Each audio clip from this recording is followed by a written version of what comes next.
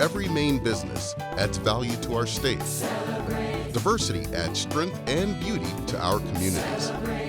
We each have different journeys with a common goal: to prosper and contribute to a vibrant, thriving future in Maine, all to help strengthen the economy. Greenlight Maine and Bangor Savings Bank present Elevating Voices, a celebration of Maine's diverse business community.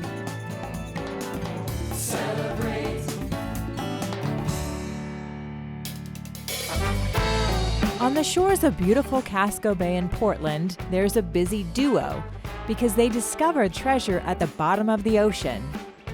But Amber Boutiette and Patrick Breeding's story really begins in Orono. All right, so tell us about how you both met. Well, we both met our first semester at undergrad at the University of Maine in bioengineering. We were waiting outside of an administrator's office for adjusting our class schedule, and we both just happened to be sitting at the same bench and started talking. Yeah, and on tone with the rest of our relationship, I was pretty unprepared and a bit of a mess showing up. I didn't know where I was supposed to go. So she told me the room I was supposed to go, the time I was supposed to go there. I wrote it down, and then I showed up at the wrong room at the wrong time. And then we were in pretty much all the other classes together for undergrad, so going through the whole program together. And then sometimes in labs, I would carry her and sometimes she would carry me, and we'd just get each other through things and where we need to go through projects and research. And We've been a team for just over 7 years. And how did Marin skincare come about? Well, we were always interested in research, and we were always doing different forms of research in different fields within biomedical engineering. So Marin really began to come about, it kind of came about accidentally when we were in grad school. Amber had really terrible eczema. For a couple of years, I had really severe eczema that would come and go, concentrated all over my upper body and really severely in patches on my face. So Patrick was doing research in grad school with some lobster scientists, and they had seen reason to believe in literature that this protein found in lobsters would be beneficial for skin. So eventually I had a bad enough flare that they had convinced me to try this cream on my eczema. And it was hard to do. It was hard to convince somebody with sensitive skin, oh, try this new thing with this new ingredient. It comes from lobster. It'll be good for your sensitive skin, right? You know? Yeah. So I did eventually try it, and within about 2 days, my face started clearing up, and after 2 weeks, my eczema was completely gone, which is the first time in years that a product had ever helped me, and the only thing that had ever helped manage my eczema. Typically, either people will self-diagnose and just use drugstore creams, which will help manage dry skin some, but for more severe cases, a lot of the time people will use steroids, topical steroids that are prescribed to them, and they're not a good long-term solution, and they can often cause more harm than good. So there's not really an effective solution that is effective at managing eczema and gentle, and what we found is something that's perfectly in the middle and works for a lot of people. People are calling it the lobster lotion, which it's interesting. So it's getting spread by word of mouth just because it's such an interesting thing, especially here in Maine. You don't hear lobster lotion very often. And I think it's catchy for people because this industry, specifically dry, upset skin like eczema, people are used to the same boring ingredients for the last few decades. There's really not been too much new stuff. And so when the lobster lotion came to be, I think people realized that, okay, this is something natural. It seems to work really well. This is actually a new alternative to what's out there. Like Amber said, the topical steroids. Some pictures we've gotten on our website, just really very moving. You know, a mom and her little girl holding the Marin tube, who apparently says, "When can I have my lobster lotion?" And that's so incredible to hear that. And now word of mouth is really starting to spread. Talk about the Foster Center for Innovation at the University of Maine. The Foster Center was the reason that we learned and really got into entrepreneurship. It was literally the stepping stone that allowed all of our business experiences to happen. So the Foster Center at the University of Maine is a place where our students, faculty, and staff can get the support they need to make their ideas real. So lots of our faculty, staff, and students have great ideas. They're doing amazing research, but we want to help them take those ideas from out of their head or out of the laboratory and help them make them real. So we connect them with resources, whether that's mentors or funding, programs that we run to help them think about their business opportunities. We provide coaching to them as they are developing their ideas to try to make them real. You know, we've had a lot of great success over the years, and Patrick and Amber are two great examples of that. As we were finishing grad school, we wrote the MTI grant, the Libre Future Fund grant. We got all of the resources that we could to spin out and create our own company dedicated to getting this glycoprotein from lobsters, processing it, turning it into a skincare ingredient, creating skincare products and bringing it into people's lives through our skincare brand, Marin. I met Patrick when I was going through the Top Gun program through the Maine Center for Entrepreneurship. And during that time, I had the opportunity to meet Amber, hear more about what they were looking to do and the research that they had done, and reconnect with Patrick. Patrick and I and Amber continue to talk and trade emails and those sorts of things related to the company. A couple months later, when they were deciding to raise money so that they could actually take the concept and idea that they had and turn it into an actual business, just became very excited about the program, what it was that they were looking to do from a company standpoint, and decided that I wanted to be involved from more of a standpoint than just investing, but I also came on as a co-founder to work as the Chief Operating Officer and also the CFO for the company. We had a very successful launch at the end of last year. We're going through and building up our inventory now. We just did a relaunch after the demand was so huge that we ended up running out of inventory the first time. We've had kind of a great response, especially from the New England area. We want to continue to be able to grow that out. The eczema market is a huge market. There's over 30 million people who suffer from it just in the US alone. And so we want to be able to expand beyond just the local exposure that we've had to truly grow into a national brand and eventually become a global brand. If you've ever seen a lobster either like in the grocery store or at a restaurant where one of them will have one big claw and one really small claw, they can actually pop their limbs completely off and regenerate them, which is a really amazing quality that they have. Lobsters live on the bottom of the ocean in a really cold, kind of harsh, difficult environment to live in.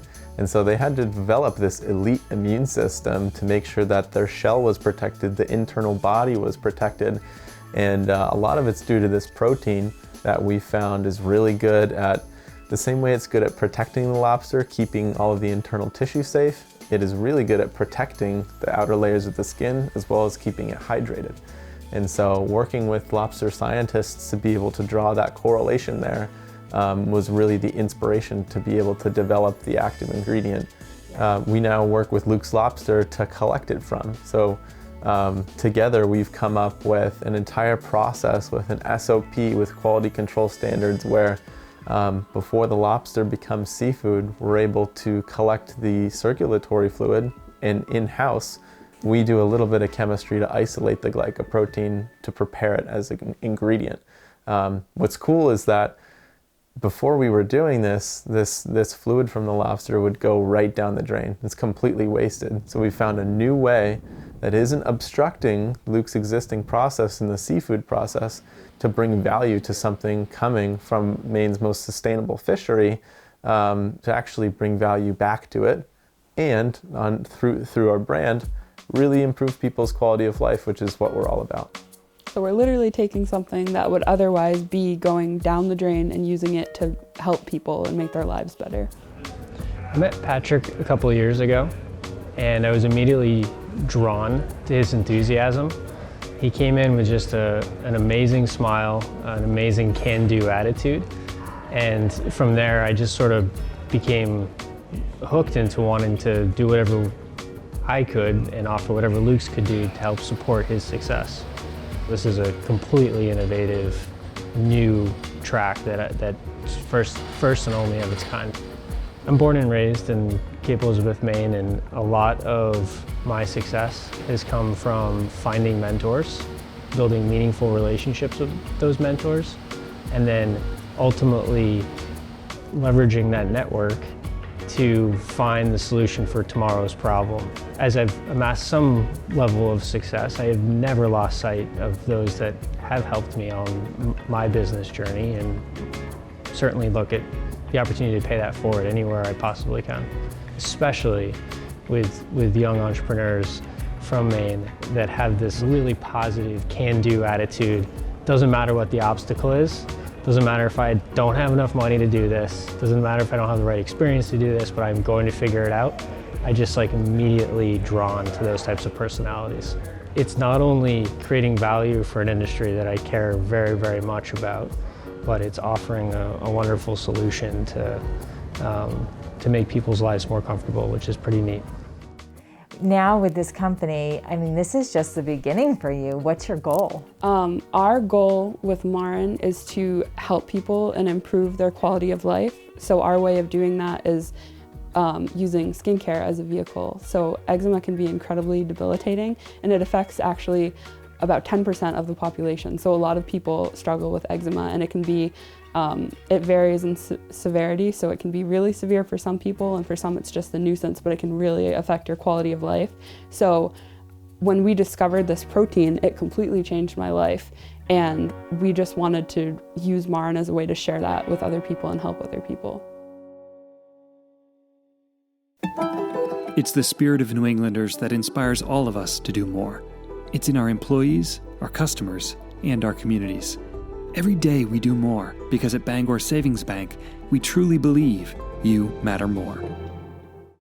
Whether you're cutting edge or looking at a traditional industry in a whole new way, if you want to innovate and if you want to grow, if you're an organization here in Maine, we want to support you.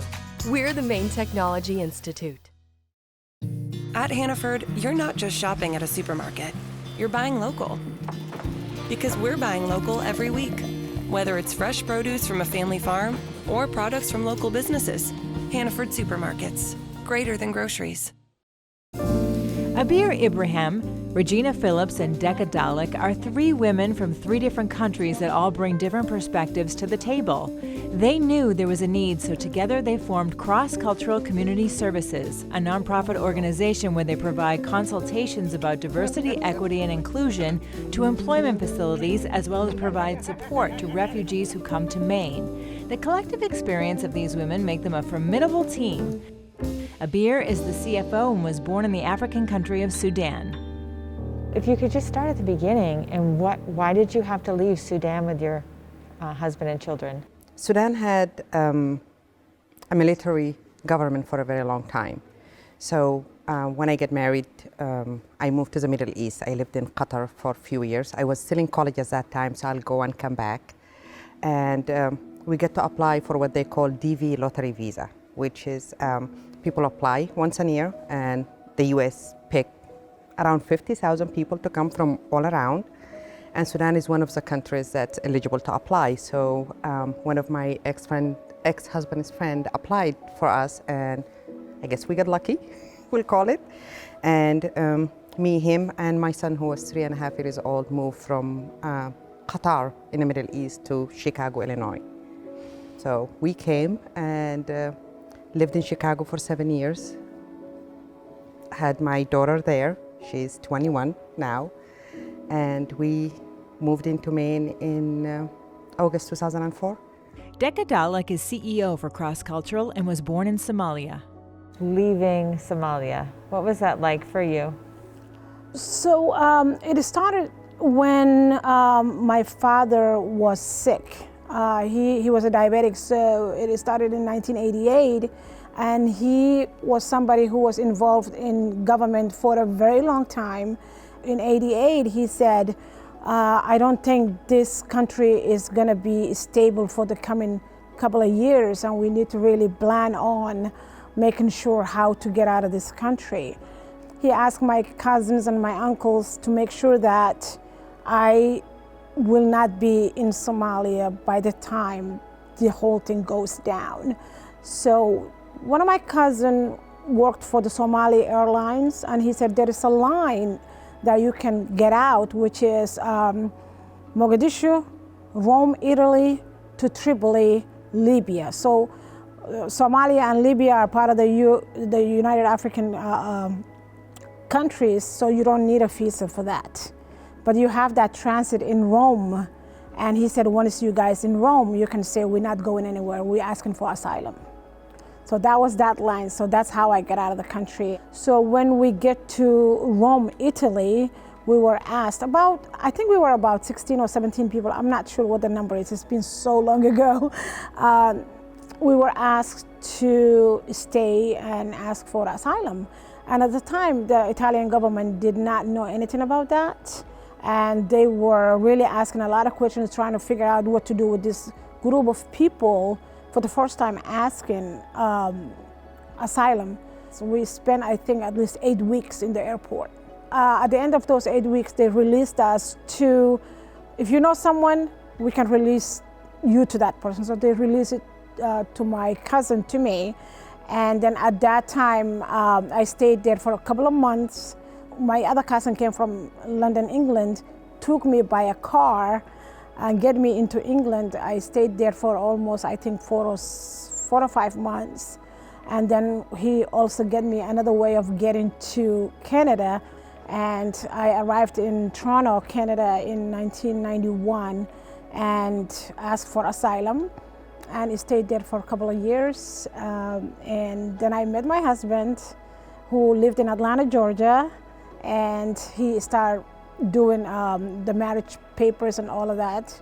And I traveled from Toronto to Atlanta, Georgia in 1992, and that's when I came to the United States.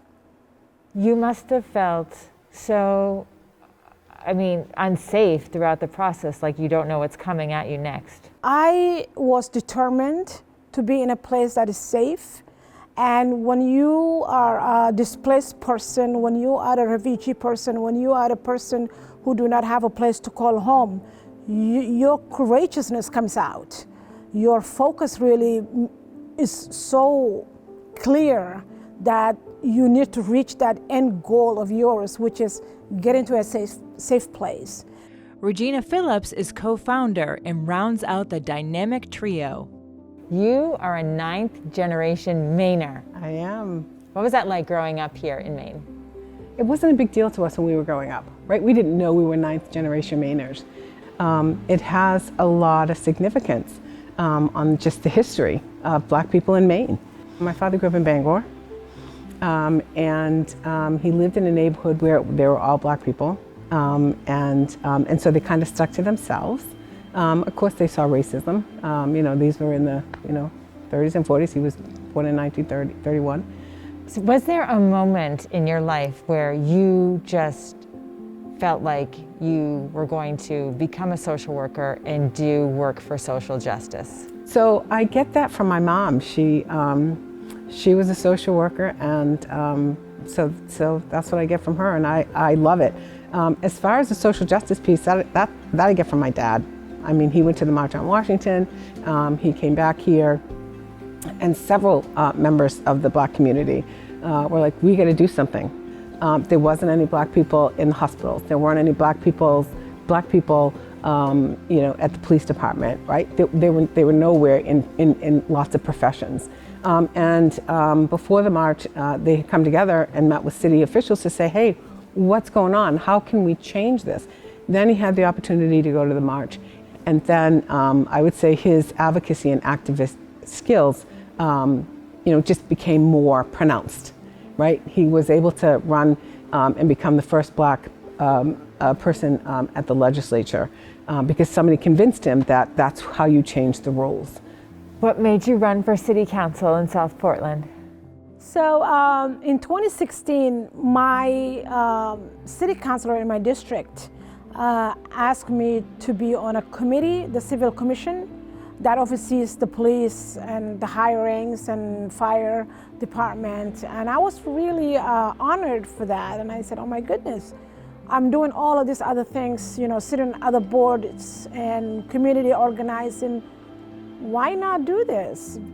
When that nomination was on, a lot of us went there. You know, a lot of my support, Regina was there, Abir was there, my kids, my community members, we were excited. This is the first time, you know, ever. So everybody's like, oh my God, let's do this. Everybody in a positive, you know, thoughts.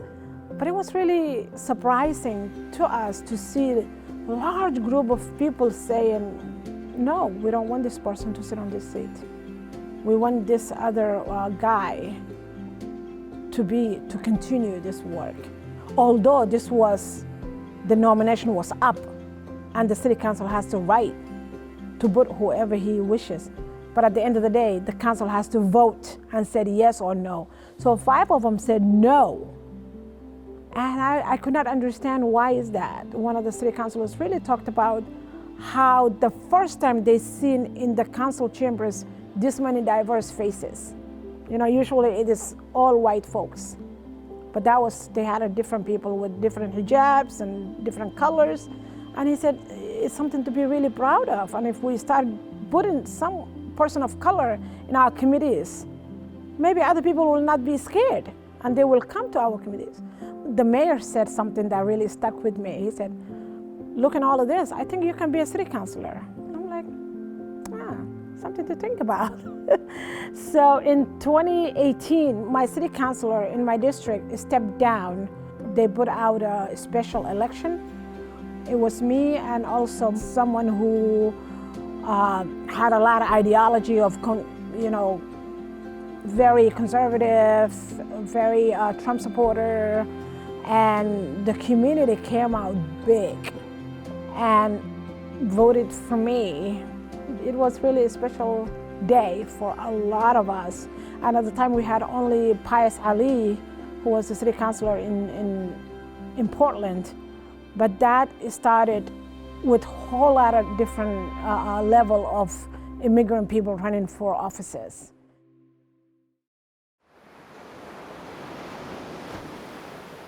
Eaton Peabody, a Maine-based law firm serving generations of Maine businesses and families from offices in Augusta, Bangor, Brunswick, Ellsworth, and Portland.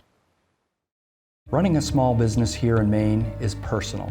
At Kennebec Savings Bank, you'll work with local people who are just as invested in your success as you are. Every one of us. Experience the difference at Kennebec Savings Bank today. ARB's advisors are providing savvy solutions to Greenlight Maine startups, closely held businesses, and organizations that operate internationally. And we're doing it the way you'd want Mainers to, guided by our local, sensible values.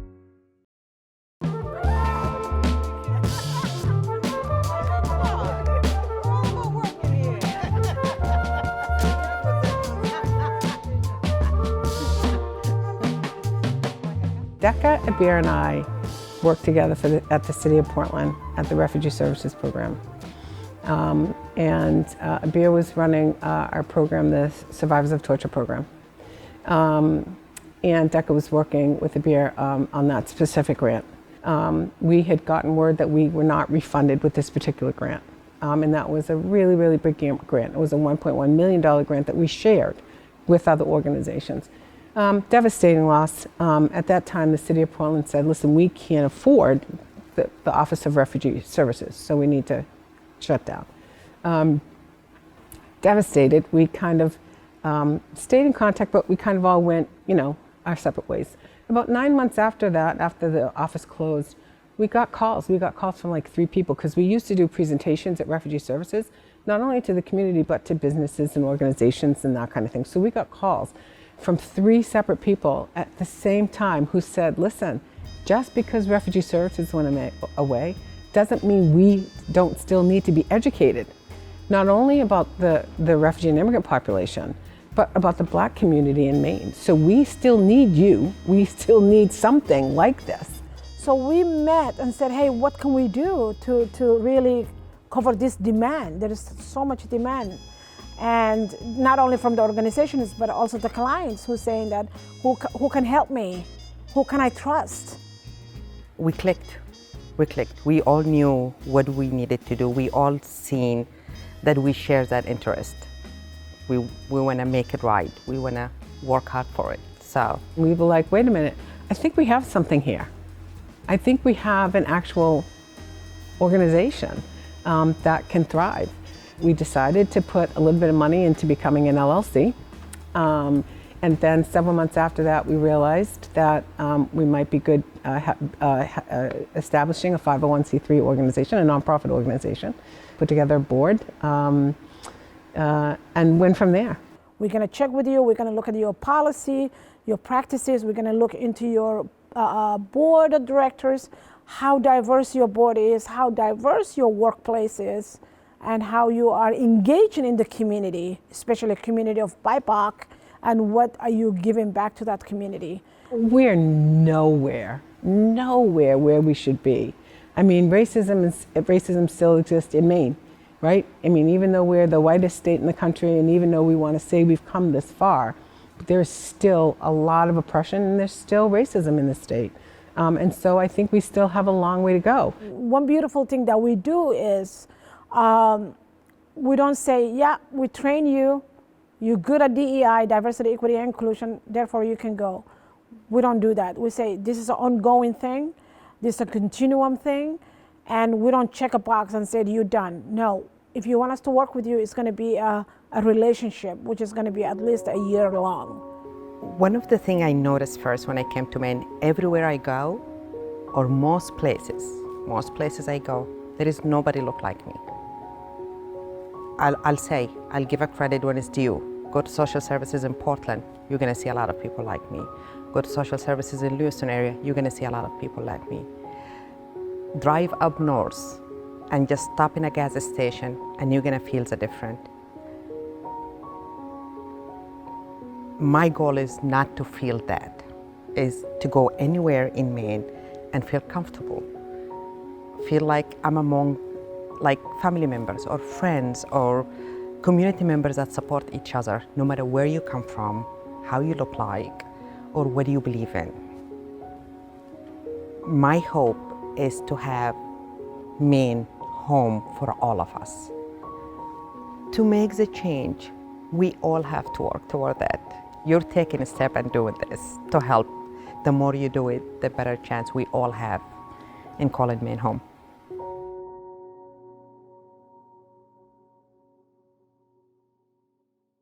At Martin's Point, we make Medicare easy so you can focus on the good stuff. Our Generations Advantage plans offer complete coverage and all-in-one benefits that Mainers trust. The time to switch is now. Call or visit us online today. Located off I-95 in Oakland, First Park is Central Maine's most connected business park. Fiber internet, 3-phase power, and pre-permitted sites make it easy for entrepreneurs, innovators, and businesses to start or expand their business. Details at firstpark.com. Sutherland Weston, helping businesses start, grow, and expand in Maine. And empowering business owners to be persuasive and prepared. Smart, responsive, creative. SutherlandWeston.com.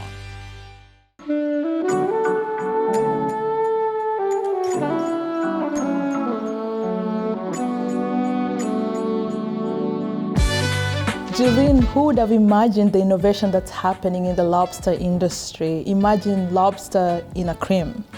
I know, I love their cream. I use it all the time. And those women of cross-cultural, they are doing so much to help new Mainers adapt to their communities and to help businesses as they evolve and grow during these trying social times. Absolutely. Let's toast. Here is to our honorees for honoring us with their stories. With every new idea, we've had an amazing experience with them. It has allowed us to see how they make Maine richer and stronger. And to those who are yet to come, we can't wait to welcome them as they strengthen the fabric of our society. And to Bangor Savings Bank, the Heresy Get In, our Greenlight Maine crew, all of our underwriters, and all the people who have supported us along the way. Cheers. Cheers and thank you. Thank you.